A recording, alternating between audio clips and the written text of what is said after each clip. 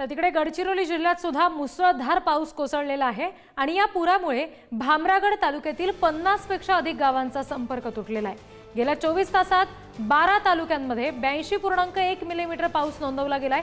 गडचिरोलीमधली ही दृश्य 10:30 वाजताची आपण बघतोय। अगदी अर्धा पाऊण तासापूर्वीची ही दृश्य आहे।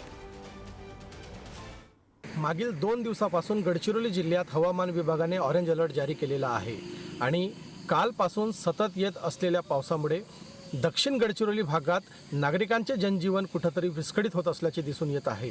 महत्त्वाचे म्हणजे पावसामुळे 10 रस्ते बंद झालेले असून यामध्ये भामरागड आलापल्ली राष्ट्रीय महामार्गाचा सुद्धा समावेश आहे आणि यामुळे साधारणतः 50 गावाचा संपर्क गडचिरोली मुख्यालयाशी तुटला असल्याचे दिसून येत आहे।